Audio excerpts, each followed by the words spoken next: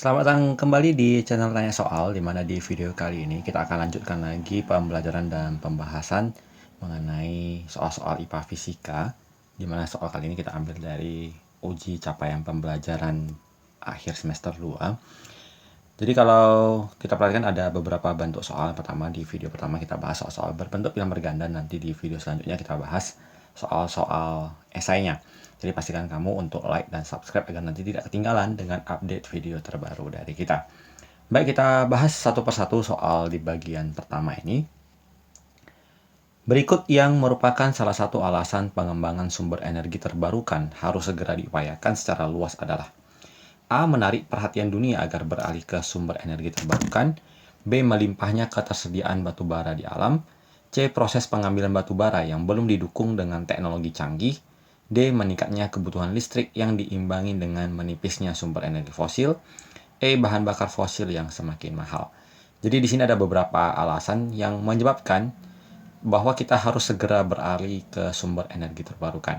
Jadi salah satu definisi dari sumber energi terbarukan itu adalah bahwa jumlahnya senantiasa selalu ada.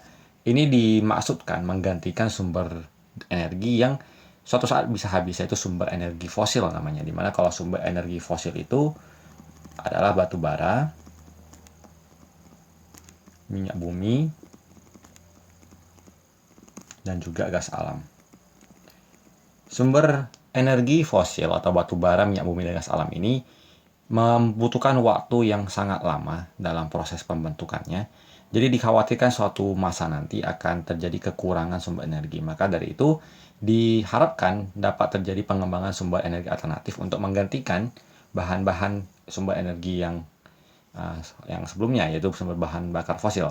Nah, dari situ kita bisa mengambil kesimpulan bahwa alasan salah satu upaya untuk pengembangan sumber energi terbarukan adalah yang di option D. Jadi berkaitan dengan menipisnya sumber energi fosil, jadi kita harus mengupayakan peralihan ke sumber energi yang terbarukan.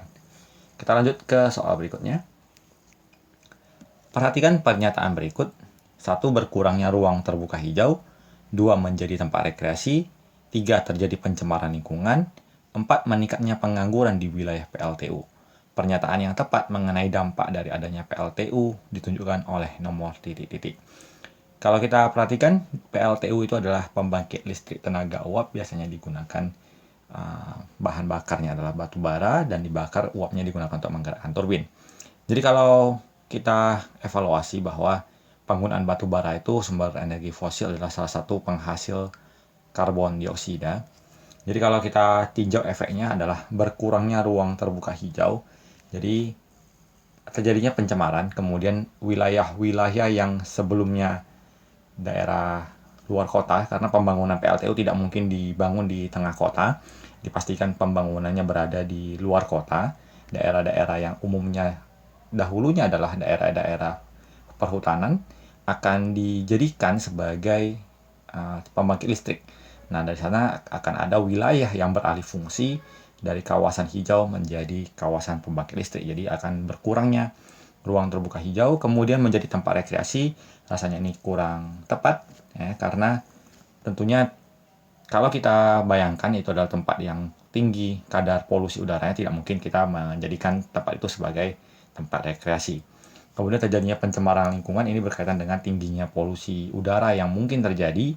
Kemudian meningkatnya pengangguran di wilayah PLTU, umumnya ini tidak ada kaitan dengan lingkungan, karena justru sebenarnya kalau kita memperhatikan dari efek pekerjaan di sosialnya, justru hanya pembangunan PLTU justru akan mengurangi pengangguran yang diharapkan menyerap tenaga kerja di daerah. Tapi ini tidak kita kaitkan dengan topik kita, jadi ini tidak tepat.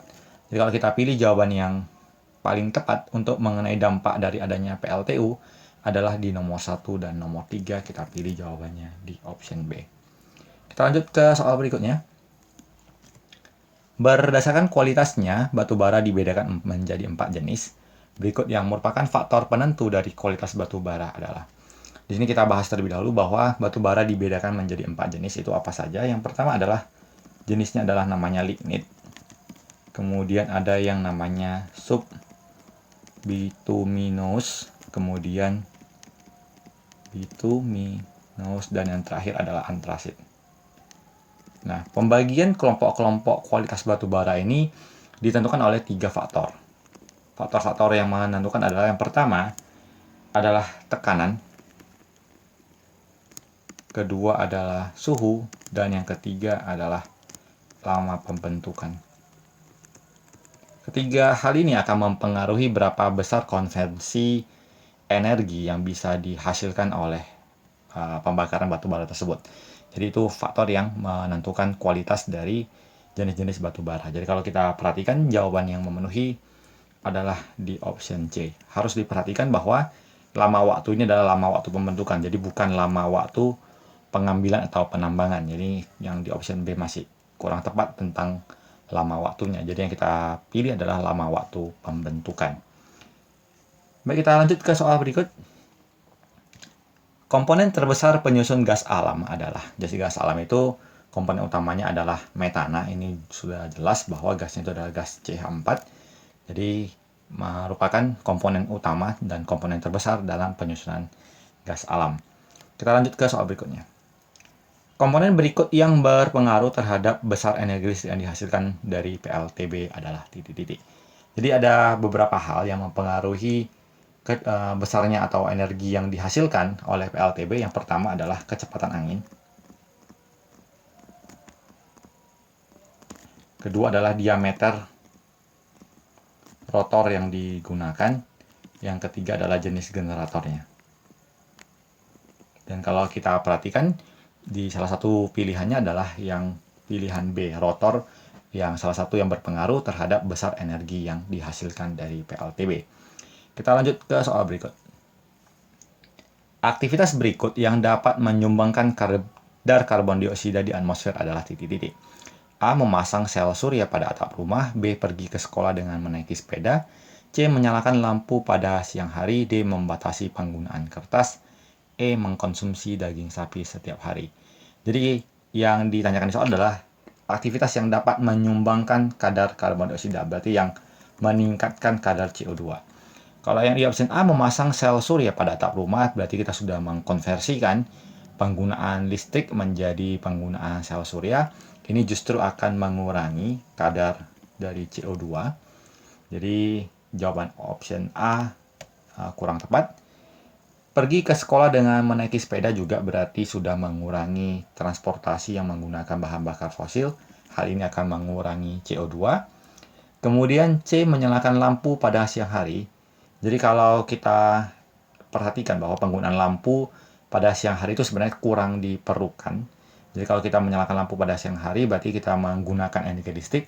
Dan kalau kita tinjau balik bahwa penggunaan energi listrik itu masih berasal dari pembangkit listrik yang utamanya kalau apalagi di Indonesia masih menggunakan bahan bakar batu bara, di mana penggunaan batu bara ini tentunya menyumbangkan gas karbon dioksida ke atmosfer. Jadi kita pilih jawabannya adalah yang di option C. Kita lanjut ke soal berikutnya. Efek rumah kaca dalam kadar tertentu sebenarnya dibutuhkan oleh bumi, yaitu untuk titik-titik. A. Mengubah limbah industri menjadi oksigen. B. Mengurangi polusi karbon dioksida. C. Menyeimbangkan suhu bumi. D. Mencegah terjadinya lubang pada lapisan ozon. E. Memantulkan kembali radiasi matahari sehingga tidak ada yang diserap oleh bumi. Jadi kalau efek rumah kaca ini di atmosfer sebenarnya justru di awal dibutuhkan untuk menjaga agar suhu bumi tetap konstan dapat didiami, sehingga ketika malam hari suhu secara keseluruhan tidak langsung berubah drastis, tidak turun. Ini bisa kita bandingkan kalau di planet ataupun di komponen tata surya yang lain, terjadi perbedaan suhu yang cukup ekstrim apabila di siang dan malam hari, karena kebanyakan dari planet ataupun mungkin benda-benda luar angkasa tersebut tidak memiliki atmosfer. Jadi terjadi perbedaan suhu yang cukup ekstrim, dan karena di bumi ada atmosfer yang ada efek rumah kacanya, maka akan menjaga kehangatan sehingga kalau di malam hari tidak terlalu kedinginan, tidak terlalu turun suhunya. Jadi di awal kita gunakan efek rumah kaca itu untuk menyeimbangkan suhu bumi. Kemudian kita lanjut ke soal berikutnya. Lapisan ozon memiliki peran penting dalam melindungi bumi, yaitu sebagai pelindung bumi dari sinar ultraviolet. Namun lapisan ozon dapat rusak karena meningkatnya gas rumah kaca. Berikut aktivitas manusia yang dapat merusak lapisan ozon adalah. Jadi kalau kita perhatikan kata kunci di soal ini adalah lapisan ozon dapat rusak karena meningkatnya gas rumah kaca. Aktivitas manusia yang dapat merusak lapisan ozon adalah titik-titik. Pertama adalah penggunaan bahan bakar minyak untuk kendaraan bermotor.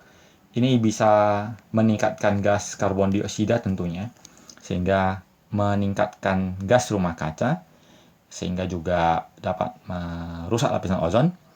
B. Mengalihfungsikan sawah menjadi rumah makan.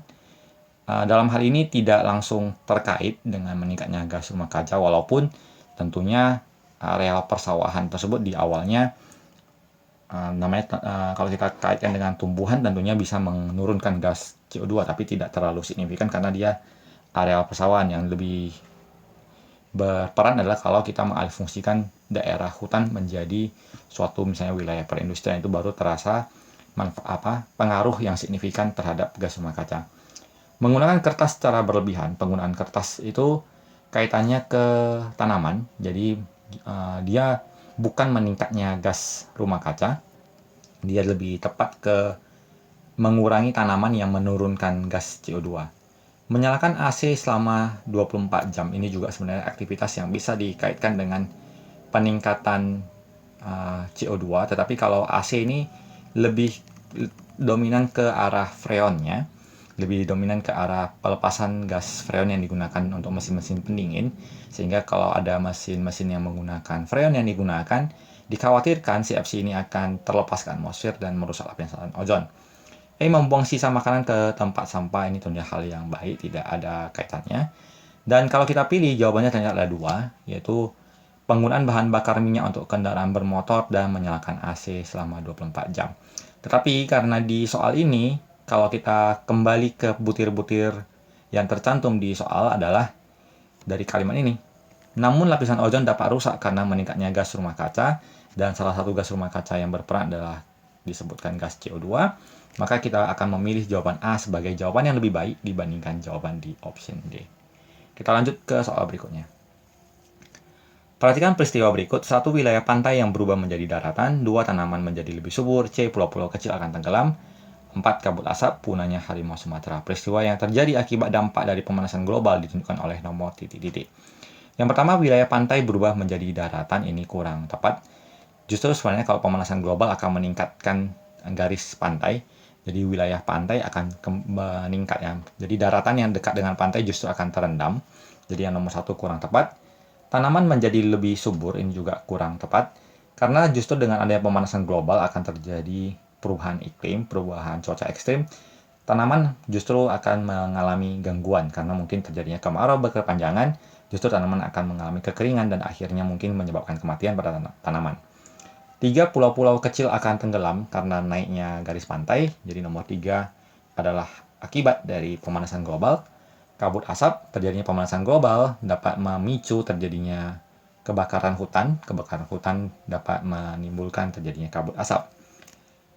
Pemanasan global juga bisa merusak ekosistem alami dari berbagai jenis flora dan fauna.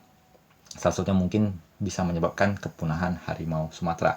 Jadi kita bisa memilih jawaban nomor 5. Maka dengan demikian, kita pilih jawabannya 3, 4, 5 yang di option A. Kita lanjut ke soal berikut. Berikut ini yang bukan merupakan kerjasama internasional untuk mengurangi gas rumah kaca.